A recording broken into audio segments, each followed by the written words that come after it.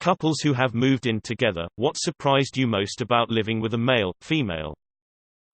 Methods of storage. Her, organized. Several conversations have gone like this. Me, where is my blue notebook? It was on this shelf under my components box. Her, I cleaned up and organized everything. Me, okay, where is it? Her, I don't know. Why don't you keep track of your stuff? Apparently the cat I raised since she was a kitten and loved more than life itself is more than willing to abandon me and love someone else much more in a blink of an eye. If you and your partner are in different rooms, one of them will randomly decide to just check in by opening the door, smile and then going back to their separate room. After living with him for 4 years, I opened a drawer of his dresser, and it was empty, all of it.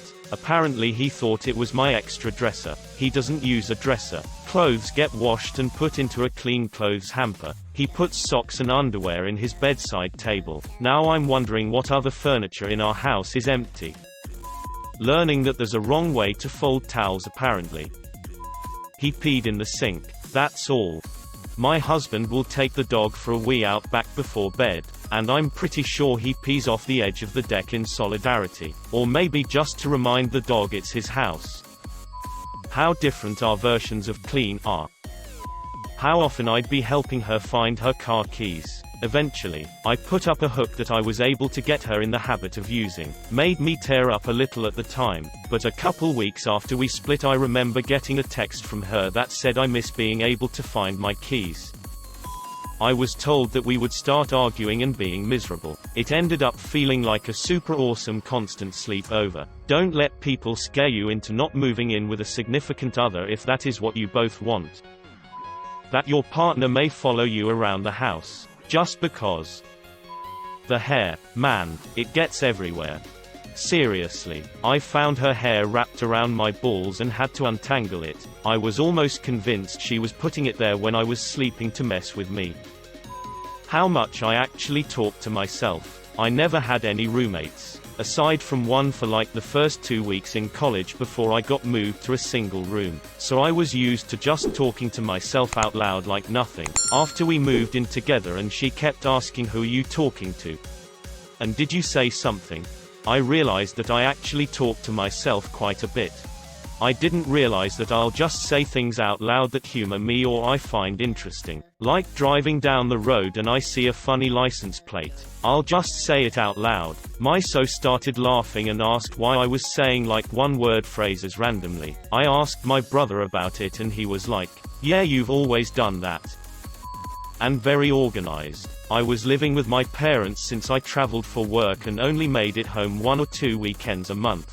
She moved in with me at my parents' house. We had one room to store stuff. My bedroom. We bought things we'd need when we moved out when we saw a deal too good to pass up and she stored them. I realized she was good when we had to make 4 trips to get all our stuff out. 4 trips. This girl had boxes inside boxes inside boxes. She utilized every inch available in our room to stack items. We just bought a house and still have some boxes left to unpack. I will call her at work and say something like, hey, do you remember that blue paper clip I like to use? I can't find it. She will tell me which room, which box, what container, and what is beside it, just in case I still can't find it. I have never observed my wife put a bobby pin in her hair. I have found thousands of bobby pins in our house.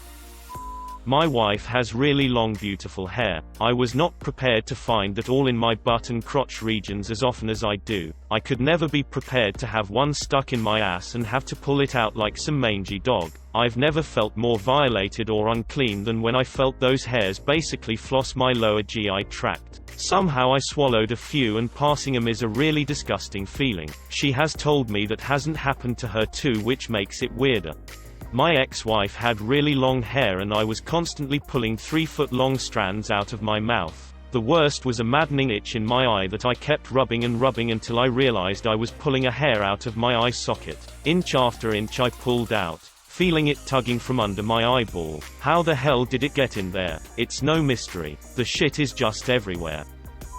How specific I have to be when giving instructions to do something. Like instead of saying wash the sheets I have to say wash and dry the sheets and pillowcases and put new sheets on the bed. This is exactly what it is like being a programmer. The classic joke is a wife tells her husband, a programmer, go to the store and buy a loaf of bread. And if they have eggs, get a dozen. The husband drives to the store and comes back with 12 loaves of bread. What the hell is this? The wife asks. They had eggs, the programmer replied. I always knew women went through TP faster than men, but I never knew how much faster they did. It got to the point, I'd just grab a pack of TP whenever I went to the store for any reason. We may not be out at home, but we will be soon, I reckoned. And I was never wrong about that. A lot of it's been mentioned. Bobby pins everywhere, hair everywhere. She was not a clean person. I did the cleaning. But one thing that hasn't been mentioned is just the sheer amount of accessories that she had. Tons of makeup and beauty products. A vanity full of it.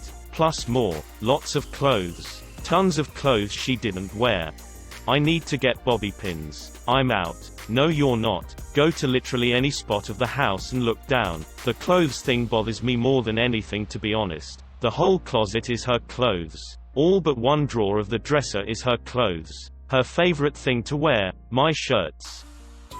Everything has a decorative pillow on it. They are too small to be used for anything. And I'm not allowed to throw them on the floor or pile them all on one chair. The bed has a bunch. And a long tube thing. I'm not allowed to whack her with the tube thing. Where did these come from? Why do we need them? If they're just in the way, can we put them in storage? No. Okay, babe, whatever you want. I once pulled Chewbacca out of the bathroom sink.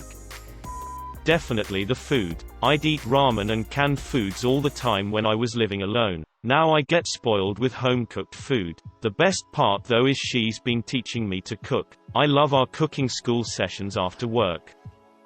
For me, how subtle the need for alone time crept up on me. I wasn't unhappy in the slightest and moving in was natural. But over time I felt myself becoming irritable, and it turned out that I tend to get that way when I don't have time to myself. Because I went from being alone in my room after work in my parents' house to being around my so pretty much every minute I'm not at work or driving. So I found myself with someone almost 24/7. And it took a toll. Thankfully, once I recognized that, it was easier to manage. I always thought of women as tidy and organized. That was until I moved in with one. I swear I spend 20 minutes a day helping so tidy up the mess she creates in the first hour every morning. Then another 10 minutes every day searching for brushes, hairbands, makeup, clothes, etc. The true shock for me was the sheer amount of time my husband spends in the lavatory. Prior to the invention of smartphones, many of us kept a small library of bathroom reading material for just this reason. I thought if I ever moved in with a girl, I'd have to be way less of a slob. Turns out I'm the neat freak in this relationship. Everything went extremely smooth with my girlfriend and I. I attest that to having almost equal levels of cleanliness standards. I see a lot of people commenting on that, and I feel very blessed that hasn't been an issue in my life. Don't know how I got so lucky with that. But what surprises me and what I fail to understand is the vast amount of time she spends getting ready. I try to understand, but I just don't. She looks beautiful all of the time, but spends an hour and a half to 2 hours before going out making herself look nice. She looks incredible when she's done, of course, but the whole process stresses her out, and she has quoted it as a reason why she doesn't want to go out sometimes. Even during little outings with friends, she spends the same amount of time getting ready. I'm a numbers type person. That would be just too many of my seconds spent on this earth looking nice for other people I'm not trying to physically attract. I don't press her about it because she has said it's just something she wants, needs to do.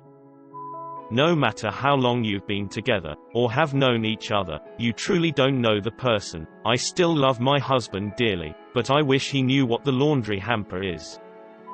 What an absolute master chef he is. I thought I was a great cook until we moved in together and he started making meals. Blew my mind. Now I think back to when we first started dating and he would eat my cooking and say it was the best he'd ever had. The little liar. Brings a smile to my face. To be honest, it was that it worked out so well. My girlfriend and I moved in after about 2 months together due to circumstances of us both moving out of our current apartments, and it honestly worked out great. We didn't fight. We both cleaned and kept things tidy, and it was just a ton of fun. We moved cities for her grad school to get her doctorate, and I moved back in with my parents to help remodel and not pay rent as she moved right next to her uni, but are getting a place together within a couple months. After almost 2 years of dating, we're both still super excited to be living with one another again soon. I feel as though, given the situation and how living together usually goes for couples, it should have been a disaster. I had moved out of my old apartment before she was out of hers at first, but she had looked up how 1 bed 1 bath would be an option, and I was hesitant because of how things like that usually go with an SO, especially after so short of time dating. It was one of the best and happiest decisions of my life. I grew up with a brother, so I was pretty well prepared for living with a dude, but what surprised me the most was that my boyfriend has no issue leaving things lying around where they do not belong. Dirty plate, for example, is left on the couch. The mail he just opened ended up on top of the microwave. The towel he dried off with could end up on the kitchen table. Literally no rhyme or reason to the madness. My first roommate was a girl. She was the slobbiest person I've ever met. She had been a co-worker for ages and was always neat at work. It was stunning. Her bedroom was just piles of clothes. The living room was clothes and jackets everywhere. Half-drank cups of water. You name it. I loved living with her. It was a very comfy mess. My wife is quite a bit more of a neat freak and has a cute little temper. Sometimes I wanna live like Charlie and Frank. I had that for a year. She works from home, but the television never leaves Bravo. I leave for work. Bravo. Come home. Bravo. Go on the elliptical. Bravo. 24 hours of these catty women and sometimes men yelling at each other. Bravo always being on is like the only thing we fight about, which is probably a good thing. But Jesus Christ. Always with the Bravo, even when I entertain her and say, "What show is this?" "Oh, Southern Charm. I don't really watch that show." Well, guess what? I've seen 50 episodes of Southern Charm passively when I come home, and I know you've done 20x that. Goddamn, I hate Bravo. I'm getting a divorce. His ability to be doing nothing. He can lay on the couch and stare at the ceiling and do nothing and think nothing. And he enjoys it. I would pull a muscle or pop something from the strain if I tried to do that. Sitting in the passenger seat and just stare at the roads. Not saying anything. Why are you so quiet? Are you upset? What's wrong? The audacity. No, but real answer is how loud he needs things to be. Every song, movie, whatever has to be heard from 3 rooms over. How messy women can be. I mean, there's hair everywhere. The sink looks like a disaster area after she cleans her face at night. Every time she gets water, she gets a new cup and leaves the old one out, not in the sink with other dishes. Her shower has like 27 old bottles of shampoo with a dad amount left in each. There are ponytail holders all over the house. I think the cat shit one out this morning, but she makes the bed every morning, so I guess it's all right. I grew up with sisters. Nothing surprises me. Bobby pins. There were bobby pins everywhere. On the TV stand, in the couch cushions, under the bed, on the windowsill, in the fridge. You couldn't turn your head without seeing 15 of those things. It's not as hard as everyone told me it would be, that's what she said. But seriously, understand you don't have to do absolutely everything together since you live together, and respect each other's boundaries, wants and needs. That one day they will eventually forget to flush a big dump, not check to see if a flushed one went down completely, and that one day, you'll find it and things change forever. They obsessively put hair on the shower wall.